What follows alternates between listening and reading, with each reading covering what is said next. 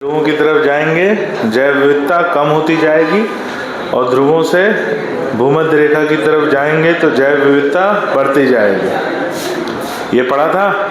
इसके कुछ उदाहरण हमने देखे थे कि जैसे मान लो कोलंबिया जो है वो भूमध्य रेखा पर स्थित है और वहाँ पक्षियों की 1400 से ज़्यादा लगभग 1400 प्रजातियाँ पक्षियों की पाई जाती हैं। भारत जो कि ट्रॉपिकल क्षेत्र में है और वहाँ 1200 प्रजातियाँ, वहाँ का यहाँ 1200 प्रजातियाँ पाई जाती हैं। न्यूयॉर्क जो कि 41 डिग्री नॉर्थ पर है वहाँ पर 106 प्रजातियाँ, 105 पक्षियों की प्रजातियाँ। और ग्रीनलैंड जो 71 डिग्री नॉर्थ पे है वहाँ पर 56 प्रजातियाँ पक्षियों की पाई जाती हैं। तो जैसे जैसे हम उत्तर की तरफ बढ़ रहे हैं जैव विविधता कम हो रही है। एक तुलना हमने और देखी कि इक्वाडोर, एक उदाहरण और था, इक्वाडोर जो कि ट्रॉपिकल यानी भूमध्य रेखा पर पाया जाने वाला भाग है। समान क्षेत्र यदि मिड वेस्ट ऑफ यूएसए में उसकी तुलना करें तो इक्वाडोर में संवहनीय पौधों की विविधता 10 गुना अधिक है। 10 गुना को अंडरलाइन कर लेना। और किसकी? संवहनीय पौधों की, वैस्कुलर प्लांट्स की। तो 2 अंडरलाइन कर लेना, वैस्कुलर प्लांट्स और संवहनीय 10 गुना, है ना। एक उदाहरण हमने और देखा कि अमेज़न जो है, अमेज़न की जैव विविधता पूरी दुनिया में सबसे अधिक है क्योंकि ट्रॉपिकल भाग में उपस्थित है। वहाँ की जैव विविधता उष्णकटिबंधीय वर्षावन यानी ट्रॉपिकल रेन फॉरेस्ट की जैव विविधता है वहाँ पर, जहाँ हमने बोला कि लगभग 1,25,000 से ज़्यादा प्रजातियाँ अकशेरुकी की। पौधों की कितनी हो गई? 40,000 पौधों की प्रजातियाँ और मछलियों की 3,000 प्रजातियाँ, पक्षियों की 1,300 प्रजातियाँ, 427 मैमल्स की प्रजातियाँ, 427 एम्फीबिया की प्रजातियाँ और रेप्टाइल्स की कितनी?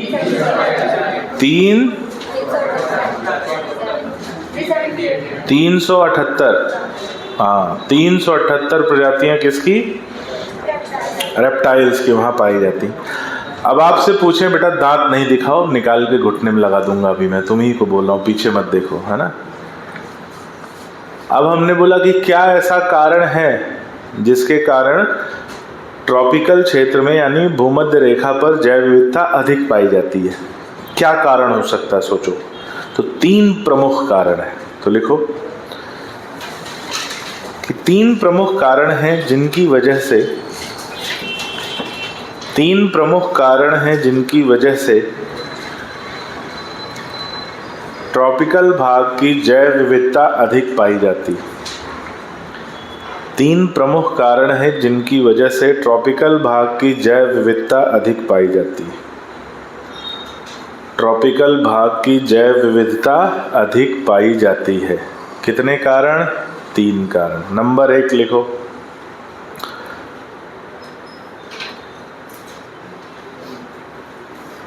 ध्यान से सुनो। ट्रॉपिकल भाग को सूर्य का प्रकाश ज़्यादा मिलता है, सीधा मिलता है और सूरज की रोशनी जो है ट्रॉपिकल भाग में ज़्यादा प्राप्त होती है, जिसकी वजह से उत्पादन वहाँ ज़्यादा होता है, फोटोसिंथेसिस ज़्यादा होगा और फोटोसिंथेसिस ज़्यादा होगा तो पेड़ पौधे ज़्यादा होंगे और पेड़ पौधे ज़्यादा होंगे तो उनको खाने वाले जानवर भी ज़्यादा होंगे। तो लिख लो कि ट्रॉपिकल भाग को अधिक सूर्य का प्रकाश, ट्रॉपिकल भाग को अधिक सूर्य का प्रकाश, ट्रॉपिकल भाग को अधिक सूर्य का प्रकाश प्राप्त होता है, अधिक सूर्य का प्रकाश प्राप्त होता है, जिससे वहाँ उत्पादन अधिक पाया जाता है, जिससे वहाँ उत्पादन अधिक पाया जाता है, जिससे वहाँ उत्पादन अधिक पाया जाता है। इस कारण विविधता अधिक होती है। उत्पादन अधिक पाया जाता है, इस कारण विविधता अधिक होती है।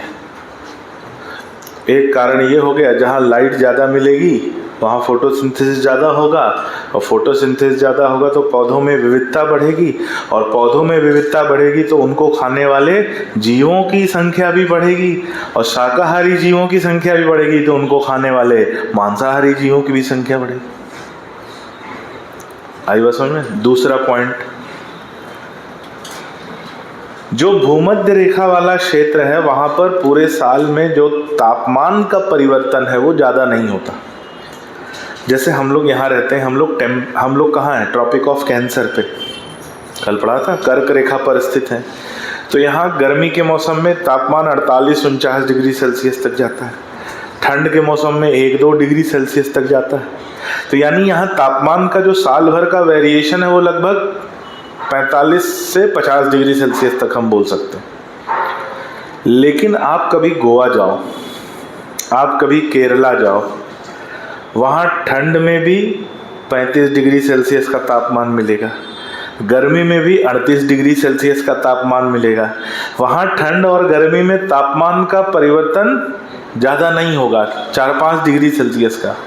और जब तापमान का परिवर्तन ज़्यादा नहीं होता तो अनुकूल परिस्थितियाँ लंबे समय तक बनी रहती हैं, पूरे साल अनुकूल परिस्थितियाँ बनी रहती हैं, जिसके कारण वहाँ पर जीवों की विविधता अधिक पाई जाती है।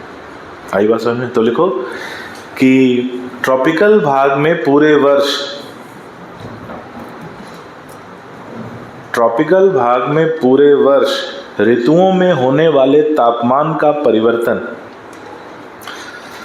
ऋतुओं में होने वाले तापमान का परिवर्तन, ऋतुओं में होने वाले तापमान का परिवर्तन बहुत कम पाया जाता है। तापमान का परिवर्तन बहुत कम पाया जाता है, जिस कारण तापमान का परिवर्तन बहुत कम पाया जाता है, जिस कारण अनुकूल परिस्थितियां लंबे समय तक बनी रहती हैं, जिस कारण अनुकूल परिस्थितियां लंबे समय तक बनी रहती हैं, जिस कारण अनुकूल परिस्थितियां लंबे समय तक बनी रहती हैं, लंबे समय तक बनी रहती हैं, अनुकूल परिस्थितियां लंबे समय तक बनी रहती हैं। इससे जैव विविधता बढ़ती है, इससे जैव विविधता बढ़ती है। तीसरा कारण बहुत महत्वपूर्ण, आप अगर देखिए तो जो उत्तरी ध्रुव हैं और दक्षिणी ध्रुव हैं वहाँ कभी सूरज का सीधा प्रकाश नहीं पहुँचता, जबकि भूमध्य रेखा पर सूरज का सीधा प्रकाश पहुँचता है। सूरज उत्तर में अधिकतर कहाँ तक सीधा प्रकाश दे सकता है? ट्रॉपिक ऑफ कैंसर तक, और दक्षिण में कहाँ तक? ट्रॉपिक ऑफ कैप्रिकॉर्न तक। सीधा प्रकाश, सीधा प्रकाश बोले तो 90 अंश के कोण पे आने वाली सूरज की रोशनी, इसके ऊपर सीधा प्रकाश नहीं मिलेगा। तो इसके ऊपर जो प्रकाश जाएगा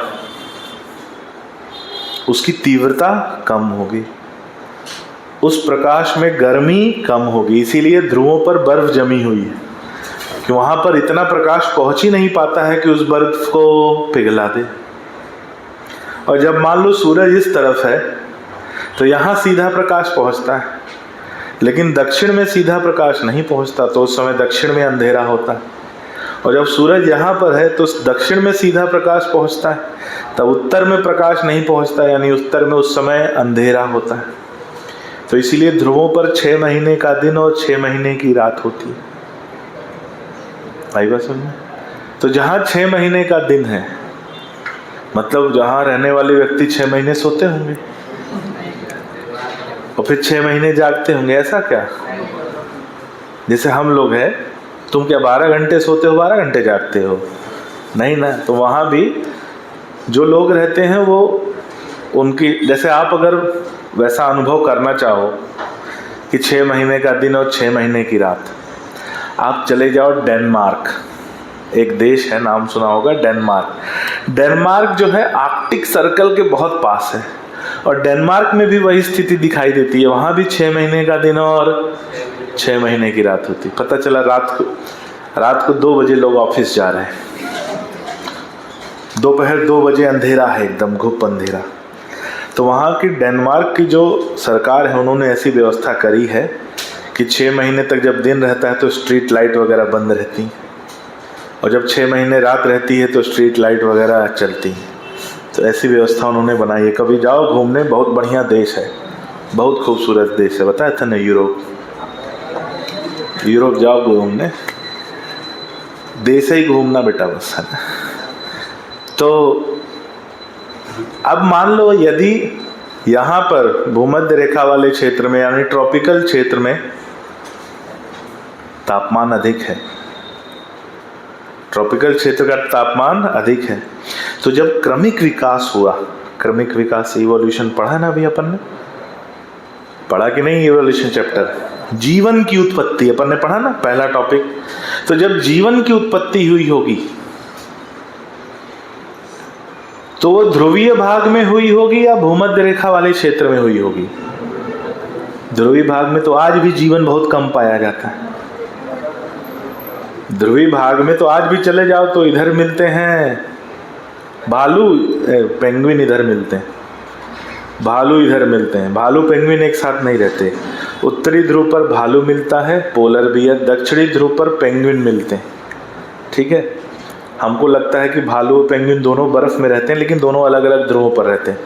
भालू यहाँ से यहाँ नहीं गया कभी, पेंगुइन यहाँ से यहाँ नहीं गया कभी, हम लोग दोनों जगह गए हैं। तो बात यह है कि क्रमिक विकास जब हुआ तो जीवन की उत्पत्ति कहाँ हुई होगी? जहाँ तापमान उसे ज्यादा अनुकूल मिला होगा, और ज्यादा अनुकूल कहाँ मिला? ट्रॉपिकल भाग में। इसलिए क्रमिक विकास में, यानी क्रमिक विकास करने के लिए जीवों को अधिक समय कहाँ मिला? वो जीव जो ट्रॉपिकल भाग में थे, इसलिए इनमें क्रमिक विकास अधिक पाया गया। इन्हें इवोल्यूशनरी टाइम, क्रमिक विकास के लिए समय ज्यादा मिला, क्योंकि ये पहले विकसित हुए थे। आई बात समझ में? तो लिखो कि ट्रॉपिकल भाग में पाए जाने वाले जीवों, ट्रॉपिकल भाग में पाए जाने वाले जीवों, ट्रॉपिकल भाग में पाए जाने वाले जीवों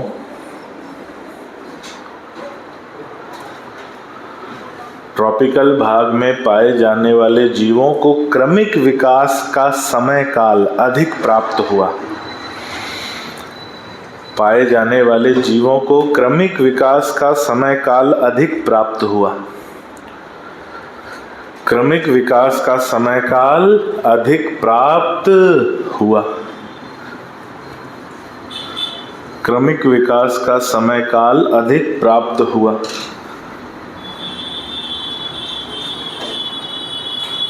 समय काल अधिक प्राप्त हुआ।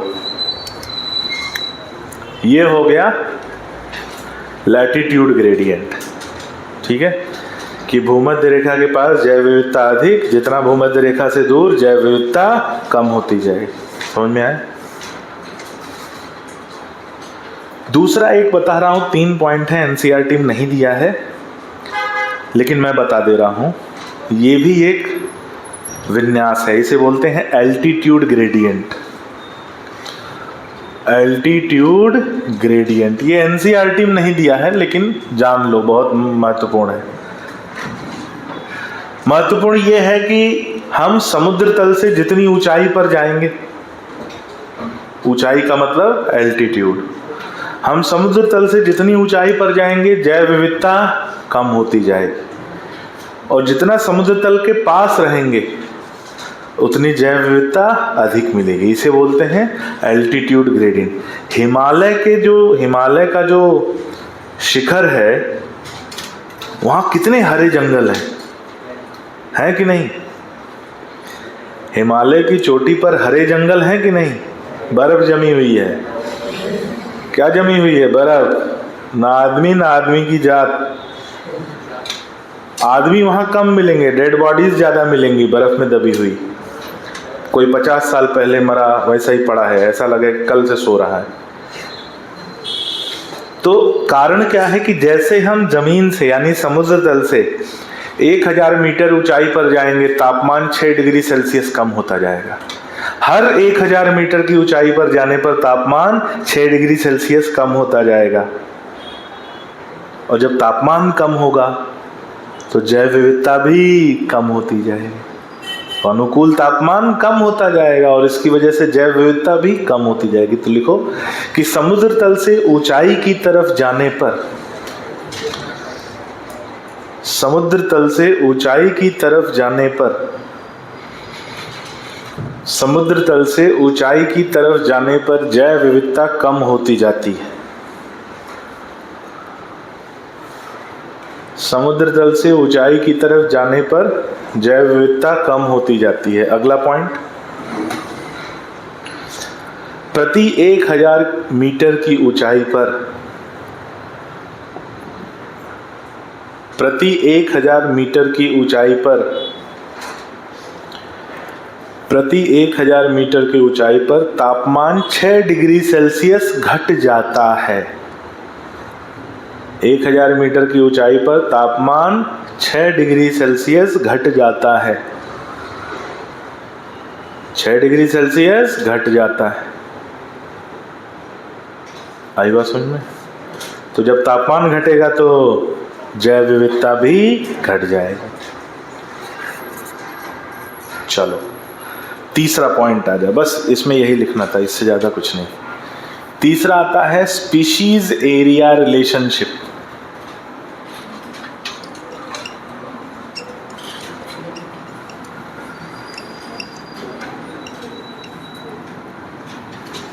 स्पीशीज एरिया रिलेशनशिप बोला जा रहा है इसमें कि मान लो ये एक जंगल है, मान लो ये एक जंगल है। इसको मैं सरल भाषा में समझाता हूं जिससे आपको ये समझ में आ जाएगा। अब आपको पता करना है कि इस जंगल में कितने प्रकार के पौधे हैं। कितने प्रकार का मतलब कितनी प्रजाति के पौधे हैं, आपको ये पता करना है। तो आप क्या करोगे, एक तरफ से जंगल में खोजी अभियान चालू करोगे और जो जो पौधे मिलते जाएं उनको नोट करते जाओगे, उनकी फोटो खींचते जाओगे, तो जिससे आपका एक रिकॉर्ड बनता जाएगा। अब एक पौधा अगर दोबारा मिला तो क्या दोबारा उसको नोट करोगे? नहीं, देखोगे क्या ये पौधा पिछले रिकॉर्ड में है, अगर है तो आगे बढ़ो। ऐसा करते जाओ ना कि कितनी प्रजातियां वहां पर उपस्थित, किसी की संख्या कम होगी, किसी की संख्या ज्यादा होगी। जैसे हम कहते हैं कि सागौन के जंगल, कहते हैं ना सागौन के जंगल, तो सागौन के जंगल में क्या केवल सागौन होता है? नहीं, और भी तमाम तरह के पौधे होते हैं, लेकिन सागौन की संख्या, उनकी संख्या वहां पर अधिक होती। तो ऐसे आपको पता करना है कि एक जंगल में कितने प्रकार की प्रजातियां पाई जाती हैं। जैसे हम लोग टाइगर रिजर्व बोलते हैं, टाइगर रिजर्व, ये एक जंगल है जो टाइगर रिजर्व है, यहाँ पर टाइगर को संरक्षित किया गया है। तो क्या वहाँ केवल टाइगर ही रहते हैं? नहीं, गिलहरी भी रहती है, पक्षी भी रहते हैं, लेकिन वहाँ टाइगर की संख्या अधिक है अन्य क्षेत्रों की तुलना में। तो ऐसे मान लो हमने इस जंगल को एक तरफ से एक्सप्लोर करना शुरू किया। अब जैसे जैसे हम एक्सप्लोर करना शुरू करेंगे, हमें हर एक कदम चलने के बाद नई प्रजाति मिलेगी, उसकी फोटो खींचेंगे, हाँ बढ़िया मजा आ रहा है। लेकिन जैसे हम 30-40% एक्सप्लोर कर लेंगे, फिर हमें रिपीट प्रजाति मिलती जाएगी, यानी बार बार वही प्रजाति मिलती जाएगी जिसका रिकॉर्ड हमने पहले, क्योंकि जब आपने शुरू किया तब आपके पास पहले से कोई रिकॉर्ड नहीं था, लेकिन आप जब 30-40% पहुंच गए हो, अब आपके पास एक रिकॉर्ड है। अब जो प्रजाति मिलेगी तो पता चला अरे ये तो वही है, फिर आगे बढ़ते जाओ। अब जैसे जैसे क्षेत्र बढ़ता जाएगा, क्या रिपीट प्रजाति ज्यादा मिलेगी? रिपीट प्रजाति ज्यादा मिलेगी। पता चला 40% से 70% तक जाते जाते आपको 1-2 प्रजाति ही मिली नहीं, यानी अधिकांश प्रजाति आपको कब मिल गई थी? शुरू में ही मिल गई। भाई जंगल में तो ऐसा है नहीं कि यहाँ पर एक प्रजाति, यहाँ दूसरी प्रजाति, वो तो एक समान विस्तार रहता है। तो यानी शुरू में जैव विविधता बढ़ी, एक समय के बाद वो कम होने लगी, लेकिन अभी भी तो क्षेत्र बड़ा है। तो क्षेत्रफल भले ही बढ़ता जाएगा, एक समय के बाद जैव विविधता कम होती जाती है। अब मान लो आपने 90% एक्सप्लोर कर लिया और आपके पास एक ठीक ठाक रिकॉर्ड हो गया कि इस जंगल में 1500-1600 प्रजातियां पाई जाती, तो क्या जरूरी है कि 90% तक पहुंचने में आपको 1600 प्रजाति मिली और 10% और पहुंचने में आपको 100 प्रजाति और मिल जाए? नहीं, रिपीटिशन ज्यादा मिलेगा, वही प्रजाति बार बार रिपीट करेगी। नई मिलने की संभावना कम है। देखो जैसे कि अपने टेस्ट में देखो, 200 नंबर से 300 नंबर जाना आसान होता है ना। 300 से 400 भी जाना आसान होता है। 400 से 500 जाना थोड़ा कठिन। 500 से 600 जाना थोड़ा और कठिन। 600 से 650 जाना और कठिन। और 650 से 655 जाने में तो समझ रहे होगे, वही। तो यानी अब क्या है, अब कोई बोले 650 नंबर लाया, अरे 70 नंबर कम आया है, गधा है। बोले देखो हम 50 नंबर और बढ़ा लो, अरे 650 से 50 नंबर बढ़ाने में ना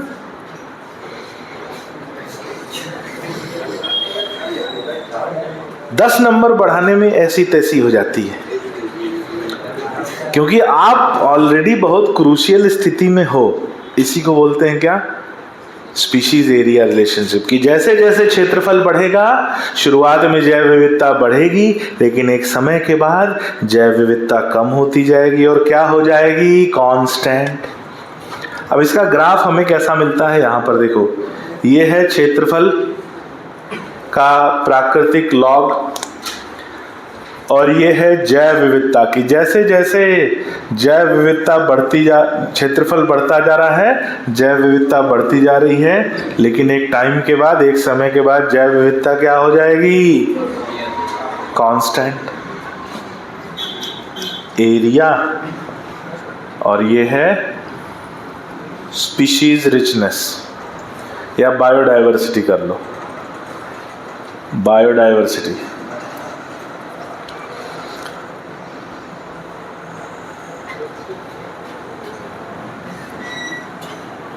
या स्पीशीज रिचनेस, ऐसा लिखो, स्पीशीज रिचनेस। और इसका फॉर्मूला मिलेगा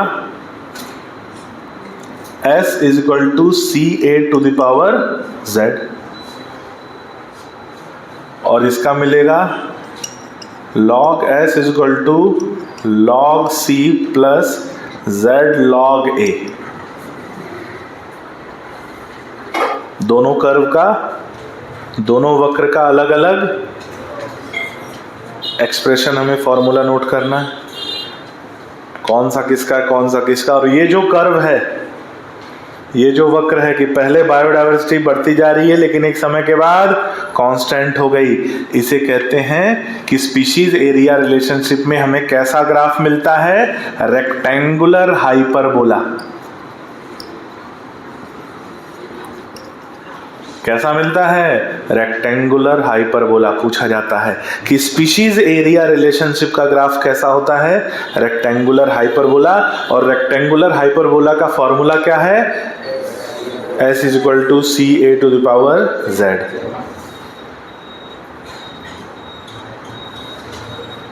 ठीक है, लिखो।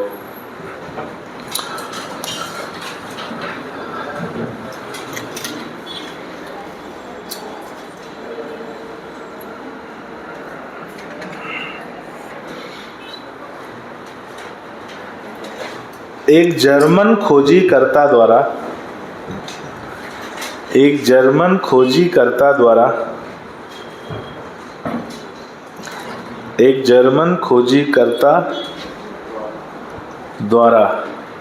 ब्रैकेट में लिखना नाम इनका, अलेक्जेंडर वॉन हम्बोल्ट। एक जर्मन खोजीकर्ता द्वारा दक्षिणी अमेरिका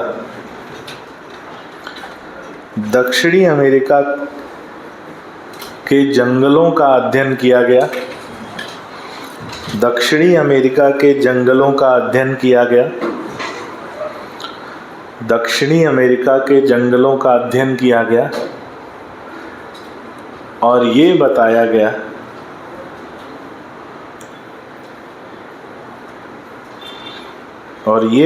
गया कि जैसे क्षेत्रफल बढ़ता है, और ये बताया गया कि जैसे क्षेत्रफल बढ़ता है जैव विविधता बढ़ती जाती है। जैसे क्षेत्रफल बढ़ता है जैव विविधता बढ़ती जाती है। जैसे क्षेत्रफल बढ़ता है जैव विविधता बढ़ती जाती है, किंतु एक समय के बाद वो नियत हो जाती है। वो नियत हो जाती है। अगला पॉइंट, इसका graph rectangular hyperbola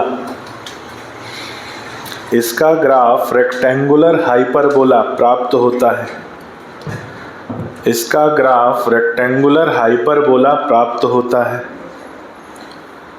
rectangular hyperbola प्राप्त होता है। रेक्टेंगुलर हाइपरबोला प्राप्त होता है। ठीक है,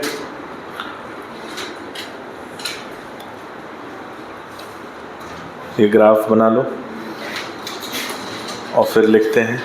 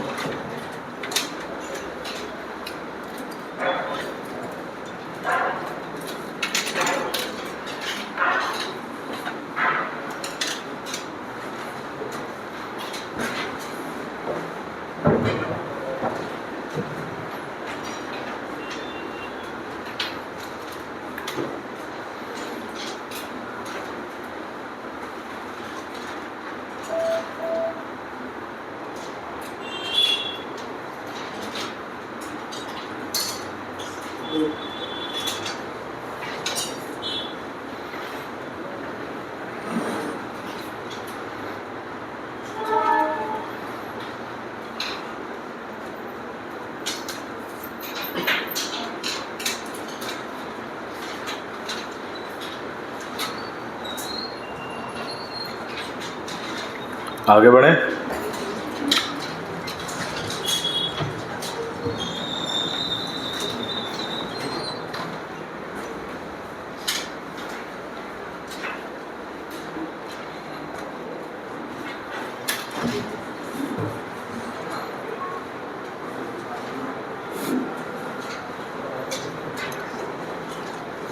अब ये जो फॉर्मूला दिया है इसमें S बराबर होता है स्पीशीज रिचनेस, A बराबर होता है एरिया,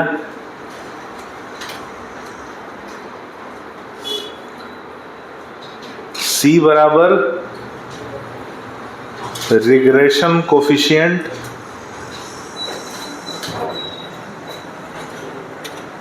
नहीं C बराबर y इंटरसेप्ट,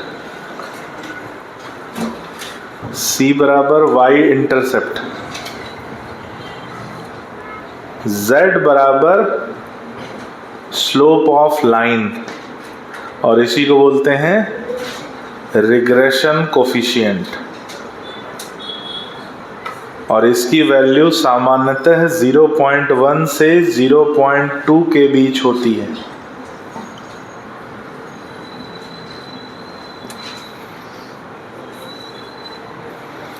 Z की वैल्यू सामान्यतः कितनी होती है? 0.1 से 0.2 के बीच।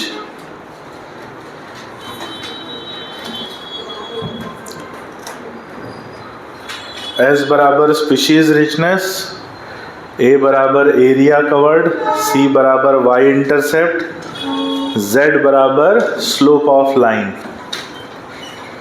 और z की वैल्यू सामान्यतः 0.1 से 0.2 के बीच पाई जाती है।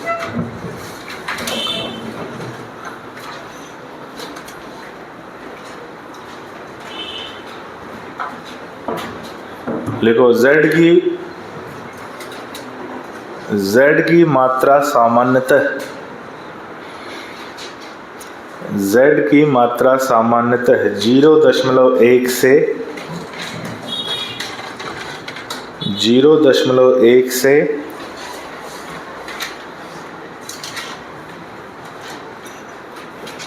0.1 से 0.2 के बीच पाई जाती है। 0.1 से 0.2 के बीच पाई जाती है। अगला पॉइंट स्टार लगा के लिखना। यदि एक बहुत बड़े क्षेत्र की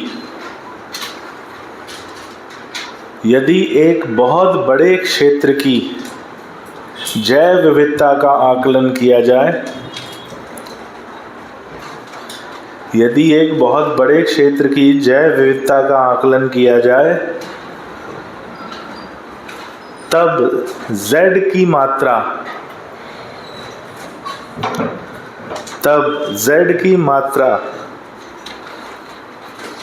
बढ़ जाएगी,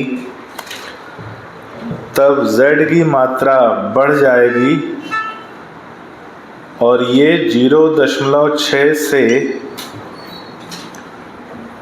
तब z की मात्रा बढ़ जाएगी और ये 0.6 से 1.2 के बीच प्राप्त होगी। 0.6 से 1.2 के बीच प्राप्त होगी। 1.2 के बीच प्राप्त होगी। उदाहरण ट्रॉपिकल क्षेत्र में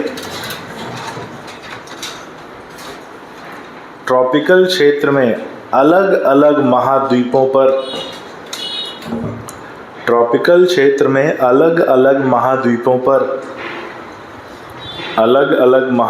पर पाए जाने वाले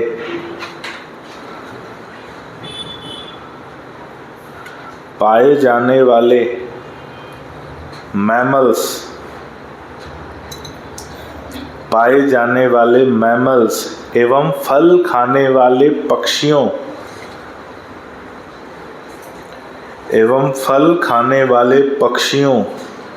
की जैव विविधता के आकलन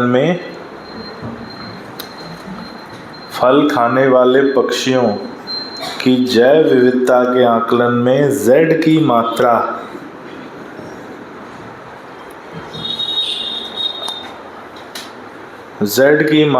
1.15 प्राप्त हुई है। z की मात्रा 1.15 प्राप्त हुई है। 1.15 प्राप्त हुई है। ये हो गया किसके बारे में? स्पीशीज एरिया रिलेशनशिप याद करना है। जैसे जैसे क्षेत्रफल बढ़ेगा जैव विविधता बढ़ेगी, एक समय के बाद कांस्टेंट हो जाएगी और हमें जो ग्राफ मिलेगा वो क्या होगा? रेक्टेंगुलर हाइपरबोला, जिसका इक्वेशन क्या होगा? s = CA⁴ z। s बराबर स्पीशीज रिचनेस, c बराबर वाई इंटरसेप्ट, a बराबर एरिया कवर्ड, z बराबर स्लोप ऑफ लाइन, जिसकी वैल्यू सामान्यतः कितनी होती है? 0.1 से 0.2। लेकिन यदि क्षेत्रफल बहुत बड़ा हो तो z की मात्रा बढ़कर 0.6 से 1.2 के बीच पाई जाती है। उदाहरण में ट्रॉपिकल भाग में उपस्थित सभी महाद्वीपों पर मैमल्स और फल खाने वाले पक्षियों की जैव विविधता के आकलन में z की मात्रा 1.15 प्राप्त हुई है। अगली हेडिंग डालो, लॉस ऑफ बायोडायवर्सिटी, जैव विविधता की हानि।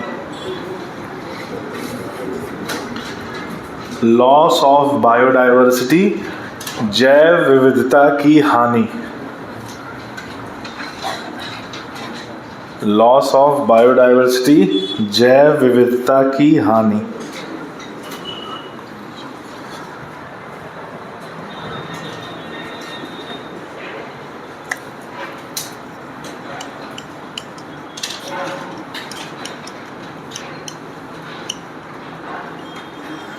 अब ऐसी संस्था जिसने जैव विविधता का आकलन किया था, क्या नाम था? IUCN।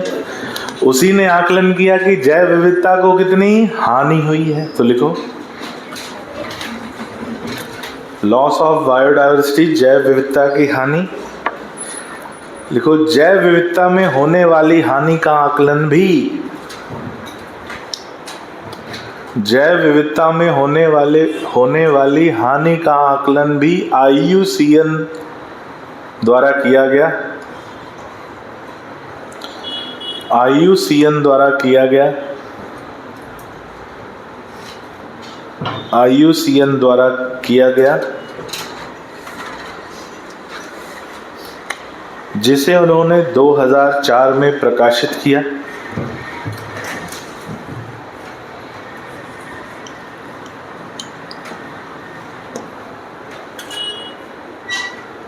जिसे उन्होंने 2004 में प्रकाशित किया और इसमें रेड लिस्ट या लाल सूची, और इसमें रेड लिस्ट या लाल सूची में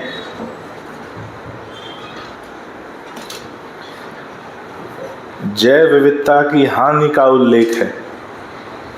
रेड लिस्ट में जैव विविधता की हानि का उल्लेख है। जैव विविधता की हानि का उल्लेख है। तो जो डेटा है वो IUCN ने ही पब्लिश किया। लिखो कि IUCN 2004 के अनुसार, IUCN 2004 के अनुसार पिछले 500 वर्षों में, IUCN 2004 के अनुसार पिछले 500 वर्षों में 784 प्रजातियां, पिछले 500 वर्षों में 784 प्रजातियां विलुप्त हुई हैं। 784 प्रजातियां विलुप्त हुई हैं, जिसमें 338 कशेरुकी या वर्टिब्रेट्स, 338 कशेरुकी या वर्टिब्रेट्स, 359 अकशेरुकी इनवर्टिब्रेट्स, 338 कशेरुकी, 359 अकशेरुकी और 87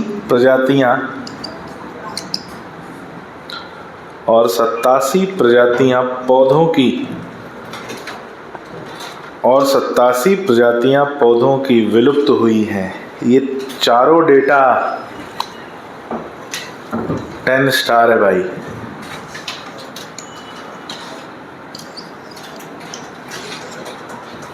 एक, दो, तीन, चार। 500 वर्षों में कितनी विलुप्त हुई? कुल 784, जिसमें 338 कशेरुकी की प्रजातियां, 359 अकशेरुकी की प्रजातियां और 87 प्रजातियां पौधों की। अगला पॉइंट, इनमें कुछ प्रमुख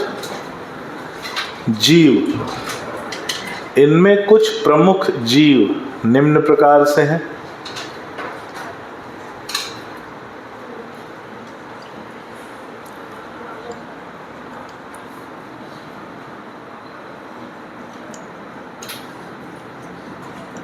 इनमें कुछ प्रमुख जीव मुख्य प्रकार से हैं। नंबर 1, डोडो पक्षी। डोडो पक्षी कहां से विलुप्त हुआ? मॉरिशस से। कब हुआ? 1782 से 1796 के बीच।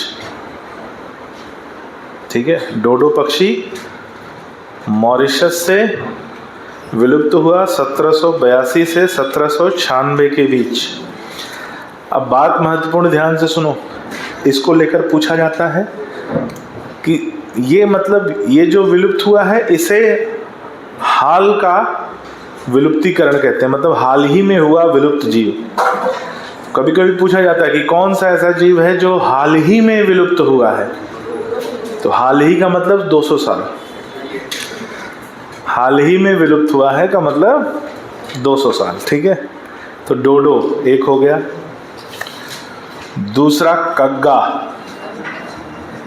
कग्गा विलुप्त हुआ अफ्रीका से। कग्गा क्या था भाई?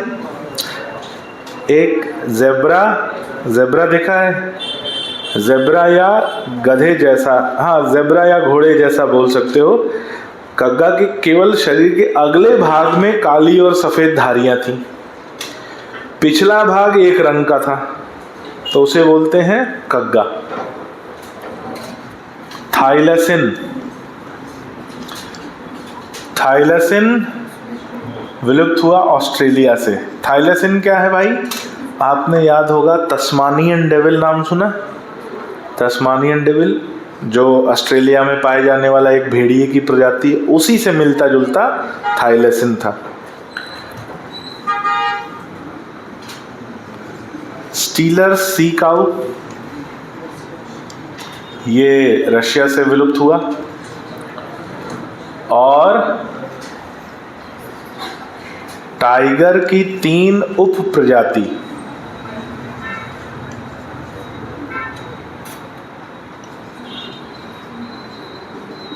टाइगर की 3 उप प्रजाति कौन कौन सी? बाली, जावन और कैस्पियन।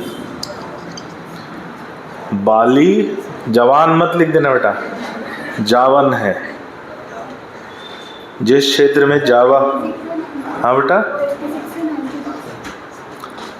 1782 से 1796।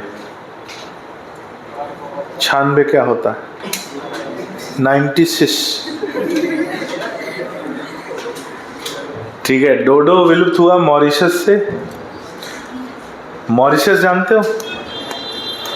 मॉरिशस एक द्वीप है, एक आइलैंड है, बड़ा खूबसूरत आइलैंड है। और जब east India company, east India company समझ रहे हो ना, वही जो ब्रिटिश अंग्रेज जो आए थे यहाँ, जैसे ईस्ट इंडिया कंपनी यहाँ आया वैसे ही ईस्ट इंडिया कंपनी कहाँ गया? मॉरिशस गया। अब मॉरिशस जब वो पहुंचा तो उससे पहले वहाँ इंसान नहीं पहुंचे थे।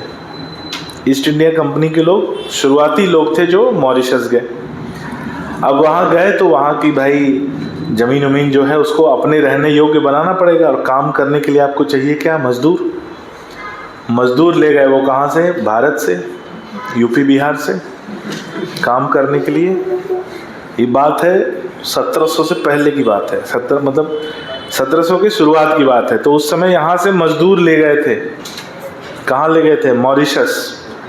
क्या करने के लिए? काम करवाने के लिए। तो वहाँ उनसे सड़कें बनवाई, घर बनवाए, शहर बनवाए, पूरा एकदम अपना निर्माण कार्य करवाया, और मजदूर वहीं रहने लगे। यूपी बिहार से गए थे। हाँ, कुछ हमारे भी पूर्वज गए होंगे। अब इतनी पुरानी बात है, आगे बात बहुत इंटरेस्टिंग है। अब हमारे यहाँ का आदमी जब गया होगा वहाँ, तो उसको शाम को चाहिए मुर्गा। शाम को क्या चाहिए उसको? मुर्गा। बाकी व्यवस्था तो वो बना लेगा, शाम को चाहिए मुर्गा। मुर्गा वहाँ है नहीं, उसको मिला वहाँ डोडो। इतना बड़ा होता है डोडो, बोले 30 किलो का मुर्गा। यहाँ तो छोटा मुर्गा मिलता है 1 किलो 2 किलो का। बोले आज जो बनेगा, क्या बोलते हैं, मुर्ग 2 प्याजा। प्याज भी नहीं थी वहाँ, तो बोले आज बनेगा मुर्ग बे प्याजा। तो हमने बनाया, और इतना बनाया, इतना खाए। बोले यार अपने देश से तो ज़्यादा बढ़िया है, समुद्र है बढ़िया, पहाड़ है, नज़ारे हैं, 30 किलो का मुर्गा है। खा गए सब, इतना खा गए विलुप्त हो गया। ये रियल कहानी बता रहा हूँ। इतना खा गए हमारे यहाँ वाले, डोडो विलुप्त हो गया। अब जब ब्रिटेन का, जब विश्व युद्ध ब्रिटेन में हुआ तो हर जगह से अपनी सेना बुलाने लगे। जैसे भारत से भी अपनी सेना उनने बुला ली, वैसे ही मॉरिशस से भी बुला ली। तो जो बोले कि मजदूर लोग जो थे, बोले तुम लोग को रहना रहो, हम लोग जा रहे हैं। मजदूर बोले हाँ ठीक, तुम जाओ, हम यहीं रहेंगे। वो लोग वहीं बस गए। मॉरिशस की मातृभाषा भोजपुरी है बेटा, मालूम है कि नहीं? कहा विनोद देख रहा है, ये वहाँ की जो संसद में बोली जाने वाली भाषा जो है हिंदी और भोजपुरी है। तो कभी तुम मॉरिशस जाओ घूमने और वहाँ तुमको टैक्सी ड्राइवर जो है भोजपुरी बोलता मिले, बोले रउआ कहाँ जाएंगे, ऐसा अगर मिल जाए तो समझ लेना कि हमने एक कहानी बताई थी और उसका वही उल्लेख है। वो बोलेगा, जानते हो क्या बोलेगा? हमारे दादा परदादा आए थे यूपी बिहार से। पूछोगे ना अगर यूपी बिहार से कहाँ से आए तो बोलेगा आजमगढ़ से।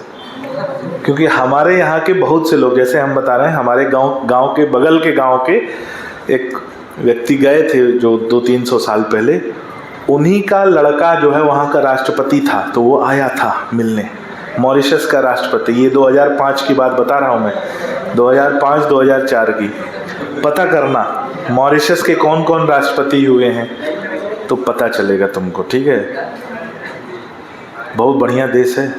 सोच रहे हैं हम एक बार घूम आए, कोई देखे भाई, हमारा कोई भाई बंधु वहाँ बैठा हो, है ना? तो डोडो को खा गए और डोडो विलुप्त हो गया। लिख लिया ये। अब ये जो विलुप्तीकरण हुआ है, इसका मुख्य कारण कौन? इंसान। पाप जब लगेगा तो इंसानों को लगेगा, भले किया हो किसी एक क्षेत्र वाले ने, है ना? पाप तो सभी को लगेगा ना। किसने किया? इंसान। इंसान की वजह से होने वाला विलुप्तीकरण, जैसे इंसान की वजह से होने वाला क्रमिक विकास क्या कहलाया था? Anthropogenic evolution. वैसे ही इंसान की वजह से होने वाला विलुप्तीकरण क्या कहलाता है? Anthropogenic extinction. तो लिखो, इनका मुख्य कारण मानव का हस्तक्षेप है।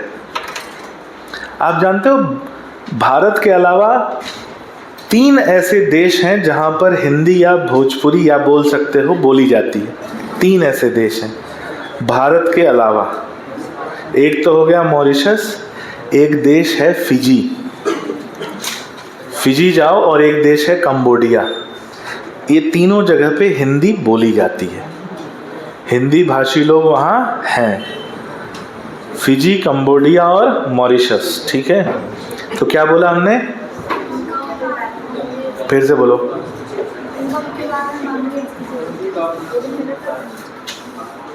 तू पढ़ बेटा, क्या लिखा है? इसका मुख्य कारण मानव हस्तक्षेप है और मानव द्वारा होने वाला विलुप्तीकरण।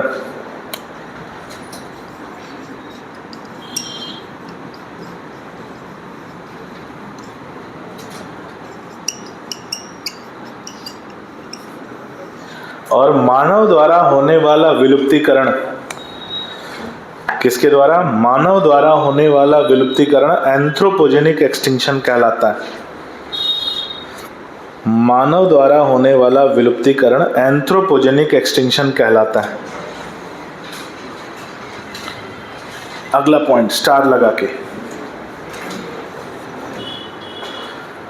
अगला पॉइंट स्टार लगा के लिखो कि पिछले 20 वर्ष में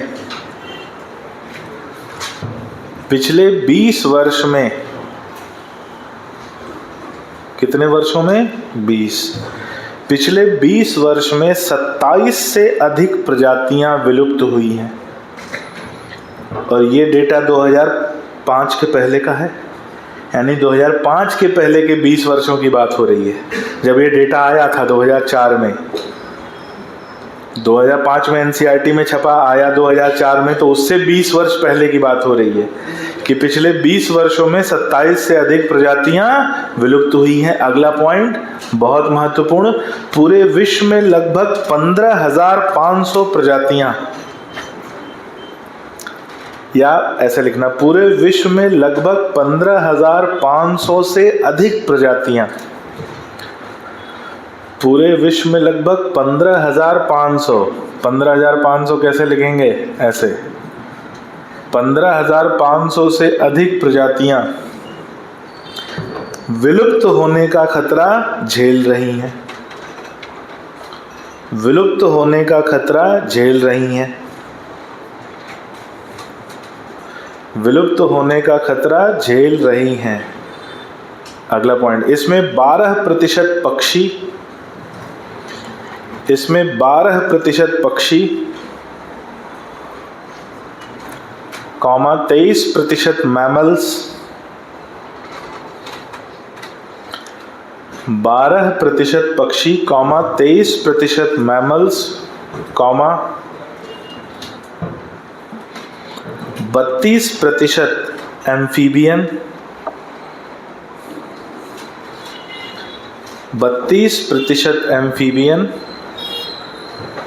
तथा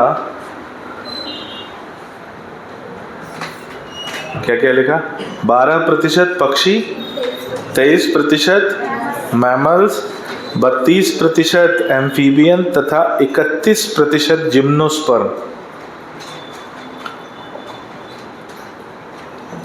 तथा 31% जिम्नोस्पर्म की प्रजातियां, जिम्नोस्पर्म की प्रजातियां विलुप्त होने का खतरा झेल रही हैं, विलुप्त होने का खतरा झेल रही हैं।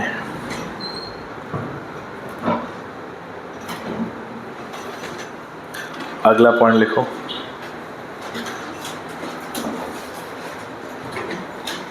मानव की उत्पत्ति से पूर्व की तुलना करें, मानव की उत्पत्ति से पूर्व की तुलना करें,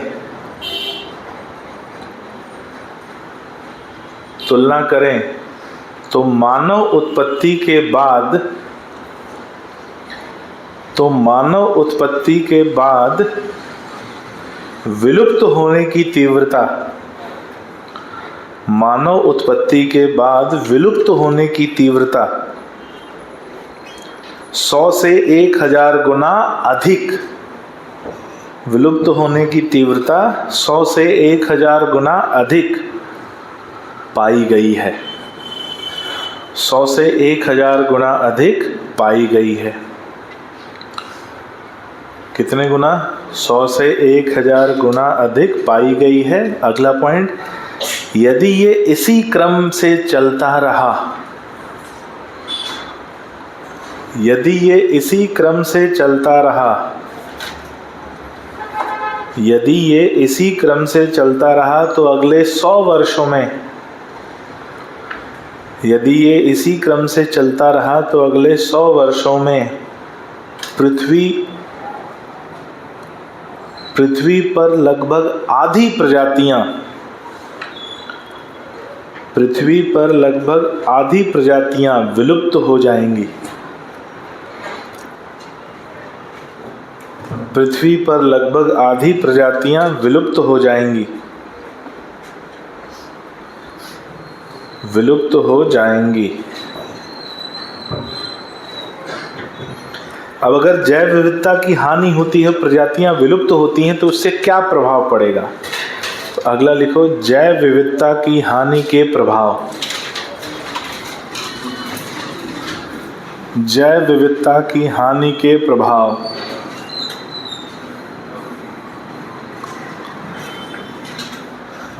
इस बार का आरटीएस और एआईटीएस का जूलॉजी का सिलेबस सेम है, मालूम है ना? बायोडाइवर्सिटी, कंजर्वेशन और ऑर्गेनिज्म एंड पॉपुलेशन, ठीक है।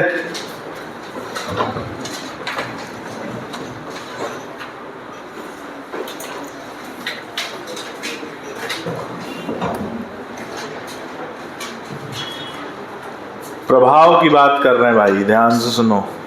अगर जैव विविधता की हानि होगी तो उसमें जंतु भी विलुप्त होंगे, पौधे भी विलुप्त होंगे, और अगर पौधे विलुप्त होते हैं तो उसकी वजह से उत्पादन क्षमता कम होगी। कम होगी कि नहीं? तो लिख लो कि पौधों के विलुप्त होने से, पौधों के विलुप्त होने से उत्पादन क्षमता में कमी पाई जाएगी। पौधों के विलुप्त होने से उत्पादन क्षमता में कमी पाई जाएगी। उत्पादन क्षमता में कमी पाई जाएगी।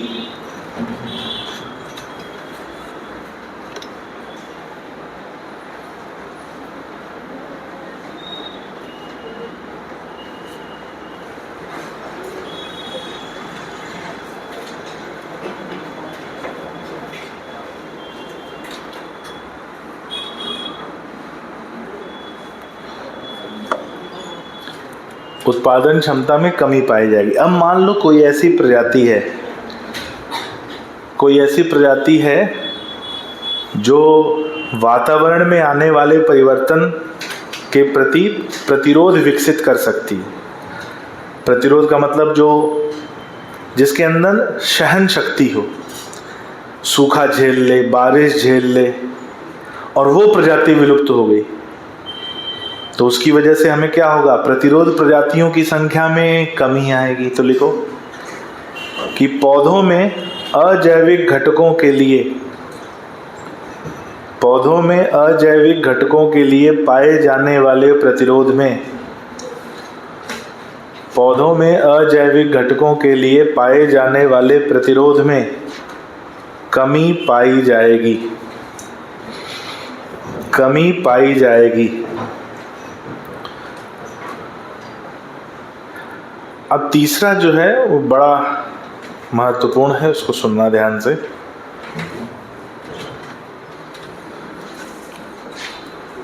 मान लो कोई परजीवी है जो वाहक के ऊपर आश्रित है, या कोई पैथोजन है जो किसी एक जीव को प्रभावित करता है, और वो वाहक या वो जीव विलुप्त हो गया। तो बड़ा सीधा सा है कि अगर वो जीव विलुप्त हुआ तो उसकी वजह से परजीवी भी विलुप्त हो सकता है, या वो परजीवी क्रमिक विकास में इवॉल्व कर गया और उसने किसी दूसरे जीव को वाहक बना लिया। ऐसे में परजीवियों का जो चक्र है या बीमारी का जो चक्र है, रोग का जो चक्र है, वो बदल सकता है, और ऐसे में बीमारी और ज्यादा खतरनाक हो सकती है। तो लिखो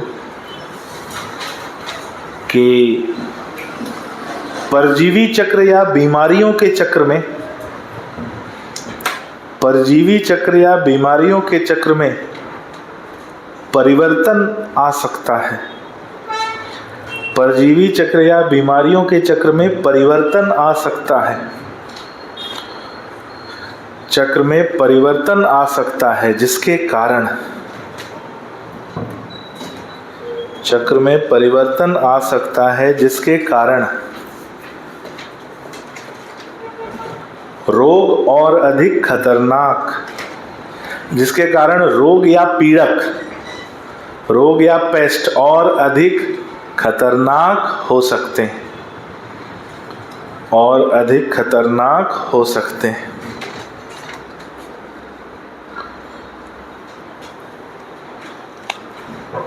ठीक है, अगला लिखो, हेडिंग डालो, जैव विविधता की हानि के कारण।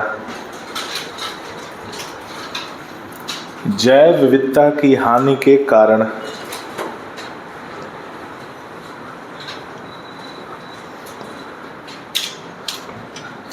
क्या कारण हो सकते हैं जिससे बायोडायवर्सिटी को हानि होती है, जैव विविधता को हानि होती है?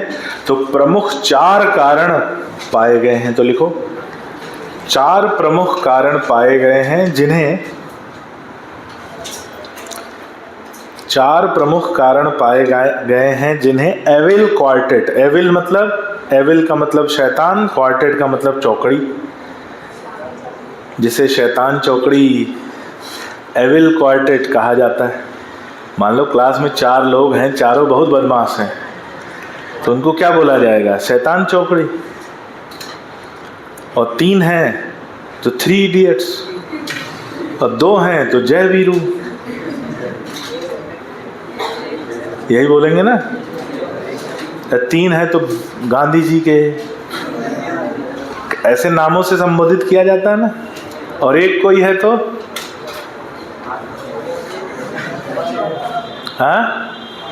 गब्बर, और 5 हैं तो पांडव, और 6 है तो चौका, एविल क्वार्टेट।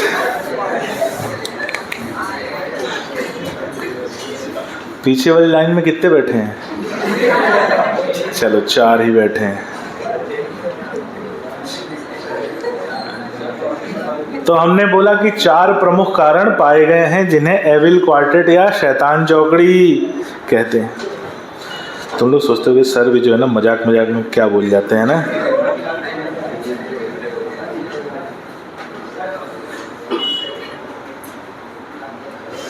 अभी हम मजाक कर देंगे ना तो दांत फिर बाहर नहीं आएंगे। चलो आगे देखते हैं। एविल क्वार्टेट या शैतान चौकड़ी कौन कौन है भाई? नाम लिखते हैं। पहला है ओवर एक्सप्लॉयटेशन, दूसरा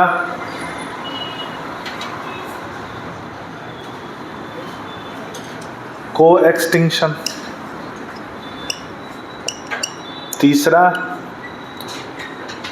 या ऐसे करो पहला हैबिटेट लॉस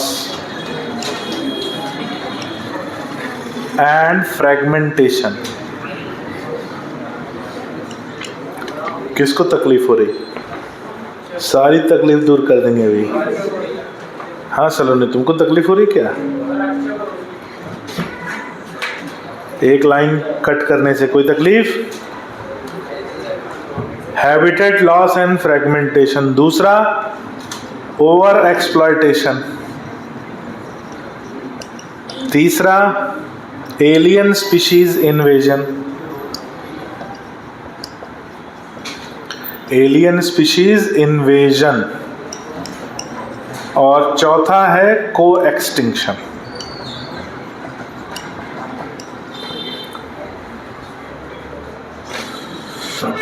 चौथा क्या है? को एक्सटिंक्शन। तो ये 4 कारण हैं। पहला है आवास की हानि एवं खंडीकरण, हैबिटेट लॉस एंड फ्रेगमेंटेशन।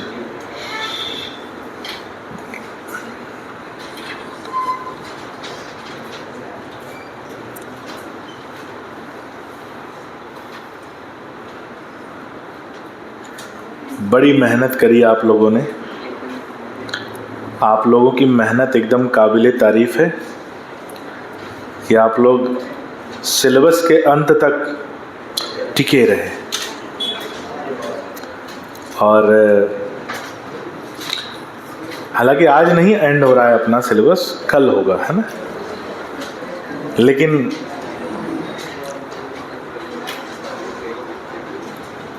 देखो, एक बड़ी सरल बात है और इसको समझना बहुत ज़रूरी है।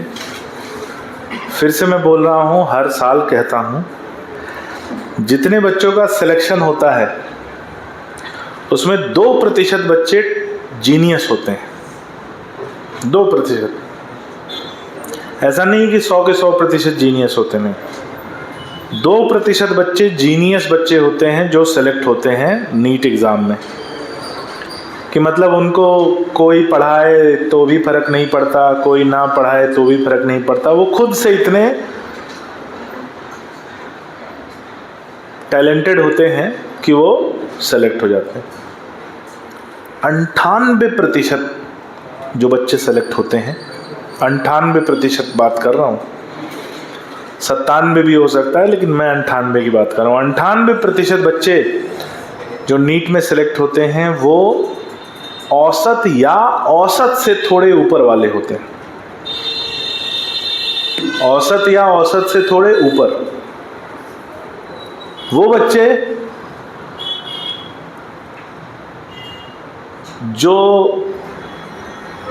केवल अपने आत्मबल, अपने मानसिक बल से उस परीक्षा के लिए लगे रहे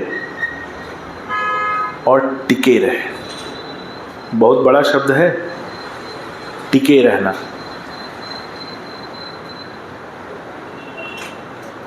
ठीक है, 98% वो बच्चे होते हैं जो एवरेज थे या अबव एवरेज थे, केवल अपनी उस हिम्मत की बदौलत टिके रहे, पहुंच गए। ये एग्जाम जो नीट का एग्जाम है, ये केवल आपको शैक्षणिक स्तर पे नहीं आंकेगा, ये केवल आपको एकेडमिकली जज नहीं करेगा। एकेडमिकली तो एक भाग है, वो तो परिणाम में दिखाई देगा, लेकिन वहां तक पहुंचने के लिए आपको मानसिक रूप से भी निचोड़ेगा, सामाजिक रूप से भी निचोड़ेगा, भावनात्मक रूप से भी निचोड़ेगा, व्यवहारिक रूप से भी निचोड़ेगा। हर पैरामीटर पर यह एग्जाम आपको जज करेगा, केवल पढ़ाई पर नहीं। जिसके अंदर ये सारे दबाव झेलने की क्षमता होगी,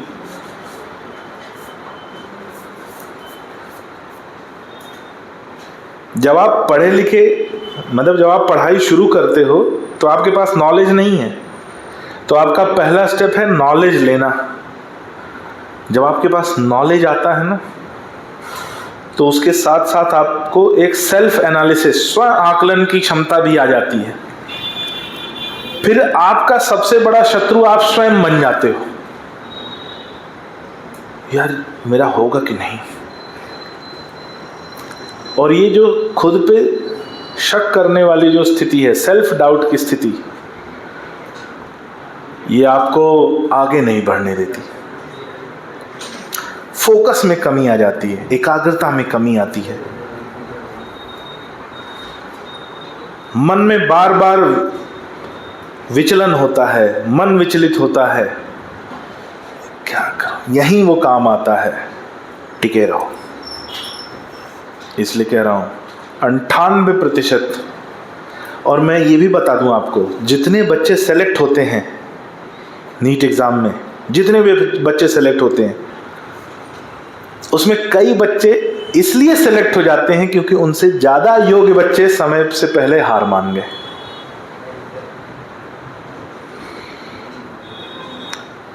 मैंने कई ऐसे उदाहरण देखे हैं कि जब योग्यता में कोई कमी नहीं, टैलेंट में कोई कमी नहीं, लेकिन समय से पहले हार मान गए, और उनकी वजह से जो कम टैलेंटेड था वो वहां पहुंच गया। हालांकि ऐसा कभी नहीं होता कि कम टैलेंटेड वहां पहुंचे, लेकिन ओवरऑल जब एग्जाम को एनालाइज करोगे, कोई भी सेलेक्ट होता है तो अपने टैलेंट से होता है। लेकिन मैं इस बात को मानता हूं, लेकिन ये भी मानता हूं कि कई बार हमेशा टैलेंट आपको सही जगह नहीं पहुंचाता। कई बार टैलेंट आपको ऐसा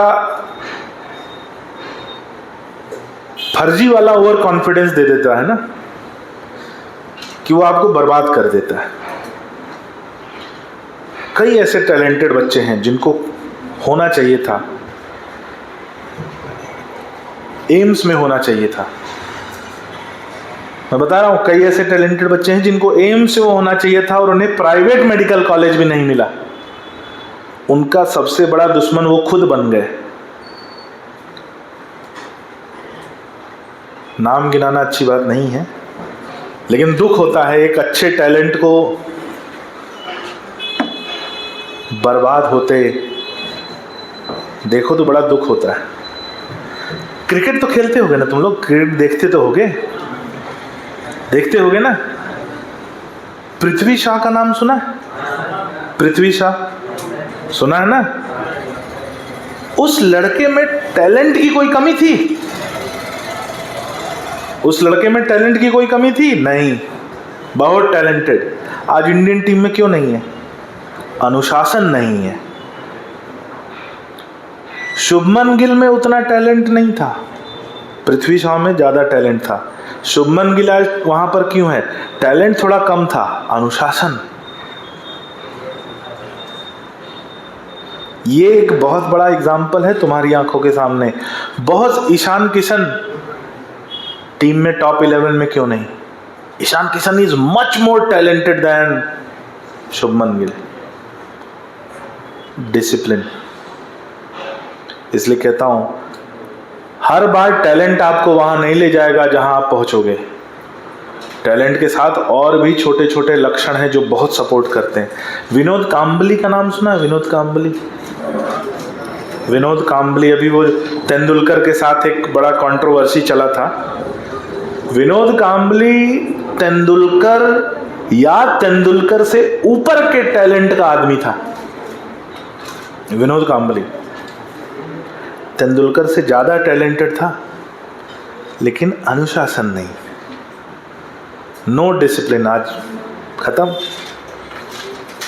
रवि शास्त्री का नाम सुना है? इंडियन टीम का कोच था भाई, सिलेक्शन कमेटी में। रवि शास्त्री अपने समय में जब खेलता था ना, उसके अंदर टैलेंट की कमी थी, लेकिन डिसिप्लिन बहुत हाई था। तो मैं बता रहा हूं, एक से एक टैलेंट को बर्बाद होते देर नहीं लगती।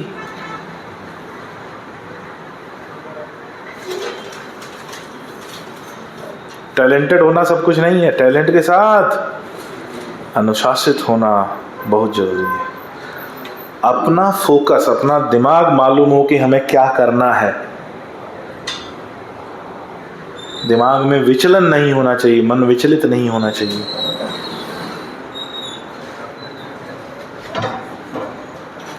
आज पाकिस्तान टीम की हालत ऐसी क्यों है?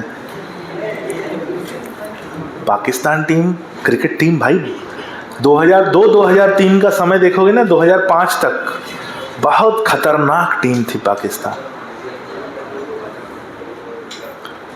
टैलेंट वहां भी है, इंडियन टीम में भी टैलेंट है। फर्क दोनों में क्या है? डिसिप्लिन का। और उनकी हालत देख लो, अपनी हालत देख लो। अब उनकी हालत ऐसी जो है ना, वो अब खत्म हो गया, पाकिस्तान क्रिकेट खत्म हो गया। पिछले 10 सालों में जब वो इवॉल्व नहीं कर पाया, अब वो खत्म। उसकी हालत अब जिम्बाब्वे जैसी हो जाएगी। कुछ समय बाद वो क्रिकेट खेलना बंद कर देंगे, फिर डुल्ली गंगा खेलेंगे, डुल्ली गंगा। चलो पहली हेडिंग डालो, हैबिटेट लॉस एंड फ्रेगमेंटेशन।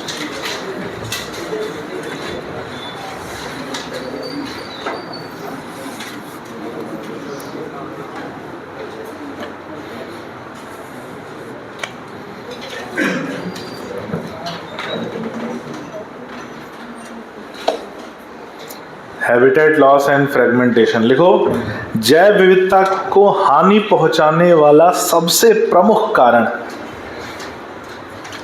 जैव विविधता को हानि पहुंचाने वाला सबसे प्रमुख कारण, जैव विविधता को हानि पहुंचाने वाला सबसे प्रमुख कारण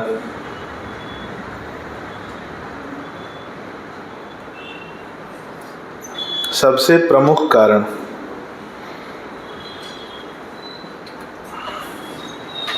और अंडरलाइन कर लेना सबसे प्रमुख कारण जहां लिखा है। उदाहरण एक, उदाहरण एक, पिछले 100 वर्षों में, पिछले 100 वर्षों मतलब 2004 से पहले के 100 वर्षों की बात हो रही है। पिछले 100 वर्षों में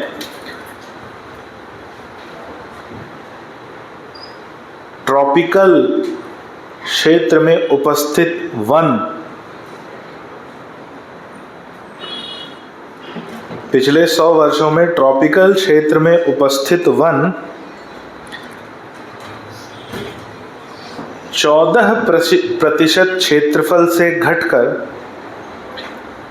14% क्षेत्रफल से घटकर 14% क्षेत्रफल से घटकर 6% क्षेत्रफल पर रह गए हैं। 6% क्षेत्रफल पर रह गए हैं। पहले कितना था? 100 साल पहले 14% जंगल थे, ट्रॉपिकल वर्षावन, और 100 सालों में 14% से घटकर कितने हो गए? 6%। अर्थात प्रति घंटे हजारों हेक्टेयर, अर्थात प्रति घंटे हजारों हेक्टेयर वनों को काटा जा रहा है। प्रति घंटे हजारों हेक्टेयर वनों को काटा जा रहा है। वनों को काटा जा रहा है। उदाहरण 2, अमेज़न के जंगलों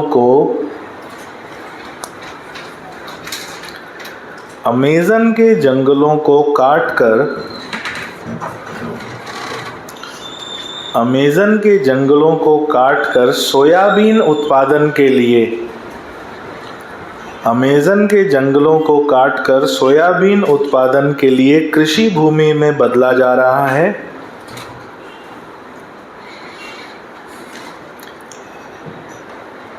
कृषि भूमि में बदला जा रहा है या मवेशियों के लिए, कृषि भूमि में बदला जा रहा है या मवेशियों के लिए घास के मैदानों में परिवर्तित किया जा रहा है, या मवेशियों के लिए घास के मैदानों में परिवर्तित किया जा रहा है।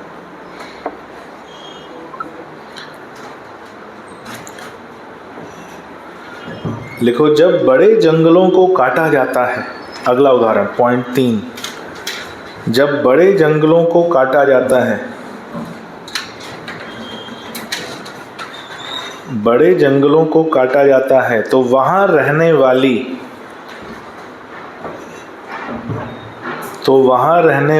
ऐसी प्रजातियां प्रभावित होती हैं।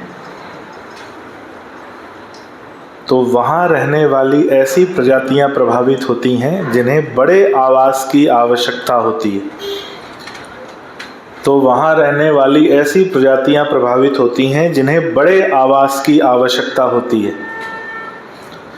जिन्हें बड़े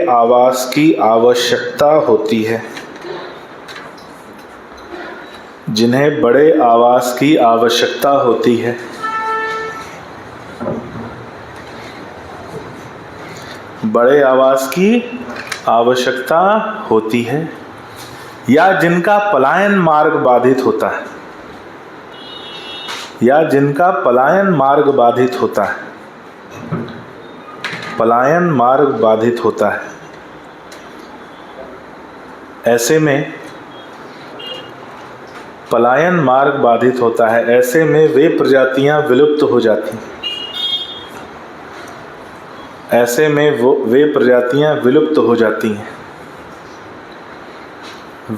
हो जाती हैं। एक पॉइंट नीचे स्टार लगा के लिख लेना। अमेज़न के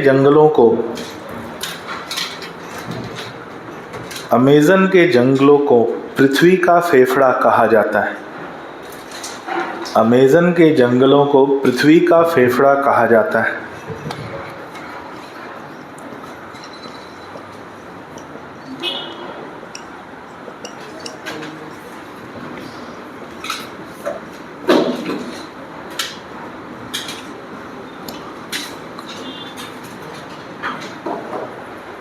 अगला लिखो, ओवर एक्सप्लॉयटेशन,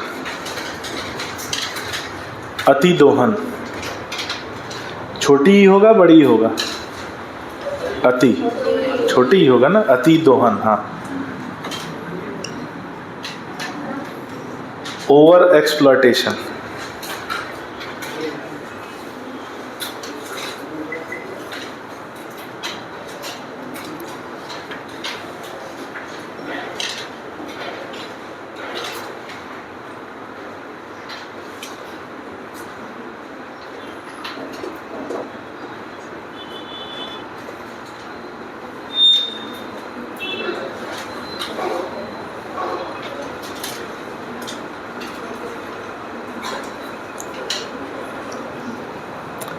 लिखो, अब इस कारण को समझना। अति दोहन, ओवर एक्सप्लॉयटेशन क्या है?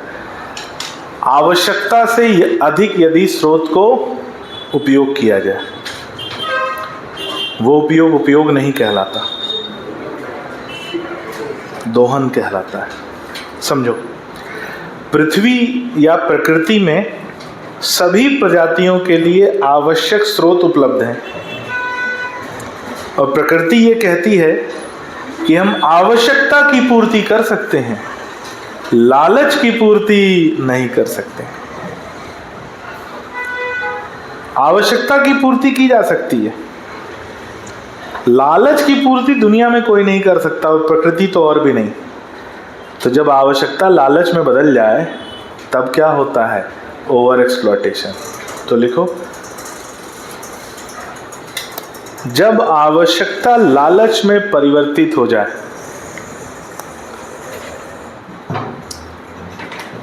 तो प्रजातियों का ओवर एक्सप्लॉयटेशन होता है।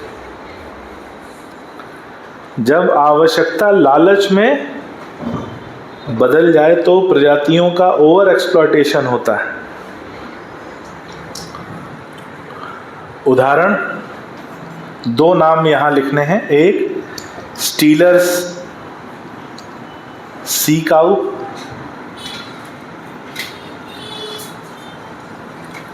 और दूसरा पैसेंजर पिजन।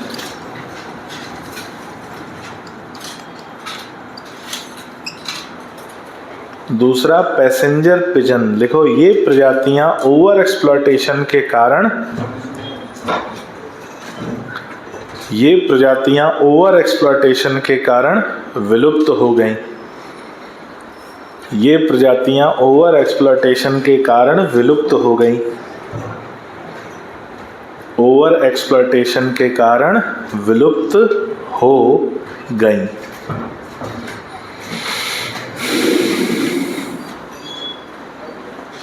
तीसरा आ जाओ।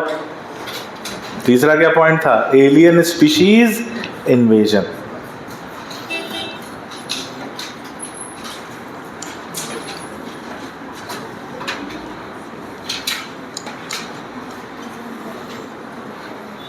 यही बात याद रखना बेटा। आवश्यकता को पूरा किया जा सकता है, आवश्यकता की पूर्ति की जा सकती है, लालच की पूर्ति नहीं की जा सकती। दुनिया में कभी किसी का लालच पूरा हुआ ही नहीं। क्यों? जैसे हुआ वो बढ़ गया, और हुआ और बढ़ गया। लालच की कोई सीमा नहीं होती।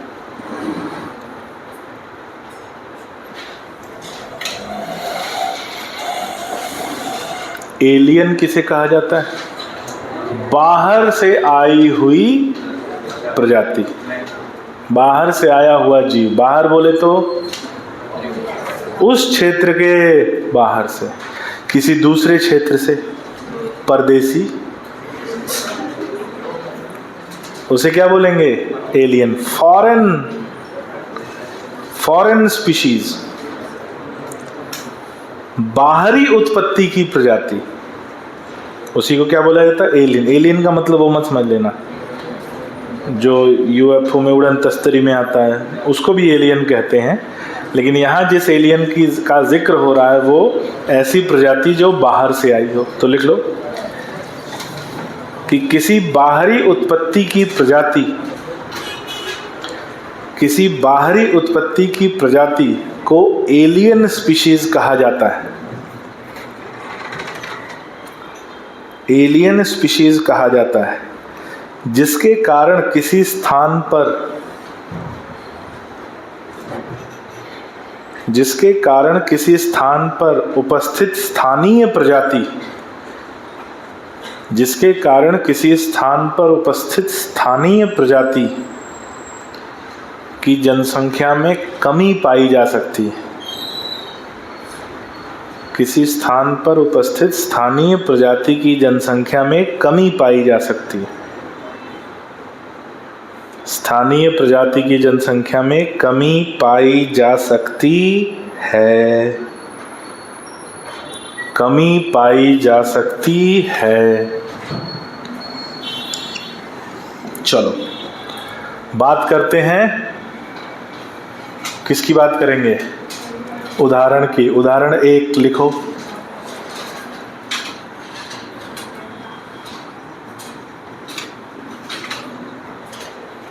Nile perch. उदाहरण लिखो, नाइल पर्च एक परभक्षी मछली की प्रजाति।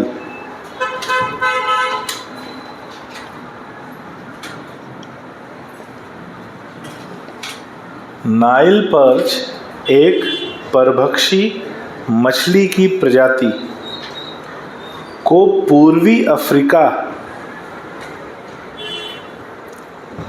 पूर्वी अफ्रीका के लेक विक्टोरिया में डाला गया।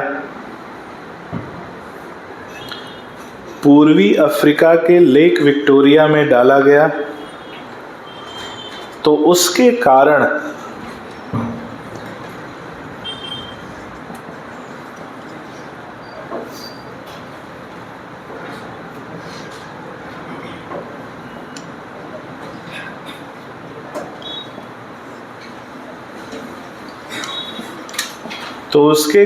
वहां पाई जाने वाली किक्लिड मछलियों की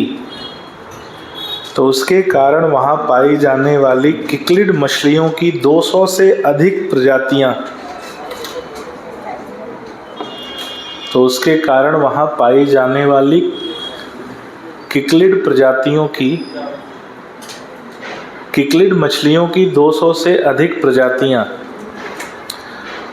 कारण वहां पाई जाने वाली किक्लिड मछलियों की 200 से अधिक प्रजातियां विलुप्त हो गईं। 200 से अधिक प्रजातियां विलुप्त हो गईं।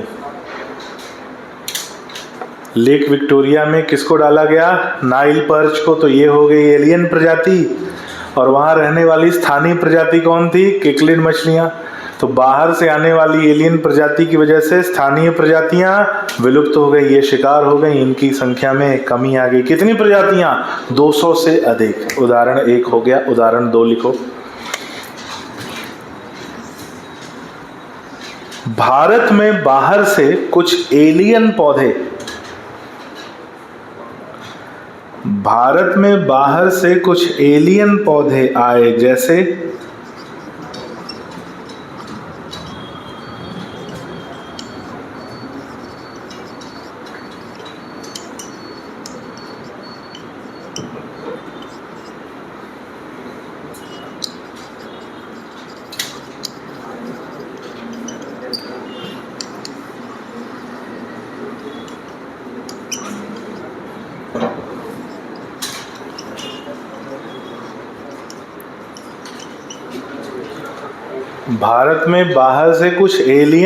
आए, जैसे पार्थेनियम, जिसे गाजर घास भी कहते हैं, आइकॉर्निया क्रेसिपस, जिसे जलकुंभी या वाटर हायसिंथ भी कहा जाता है, तथा लैंटाना कमारा।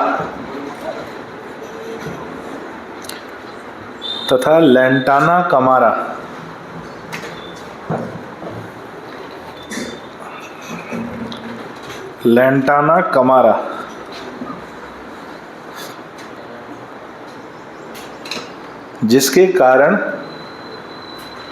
भारत की कई स्थानीय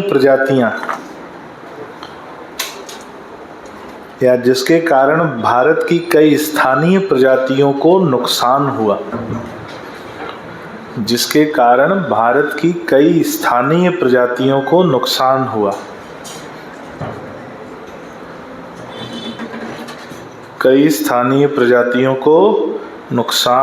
हुआ। चौथा लिखो, को एक्सटिंक्शन।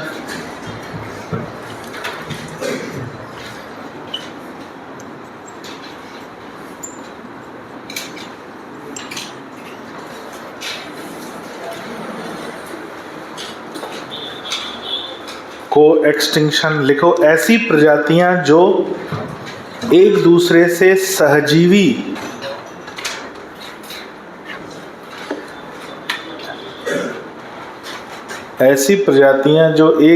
से सहजीवी संपर्क में पाई जाती हैं,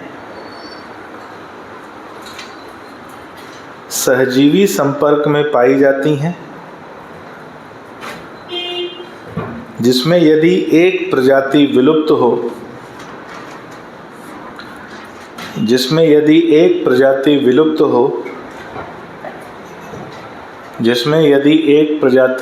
हो तो उसके कारण दूसरी प्रजाति भी विलुप्त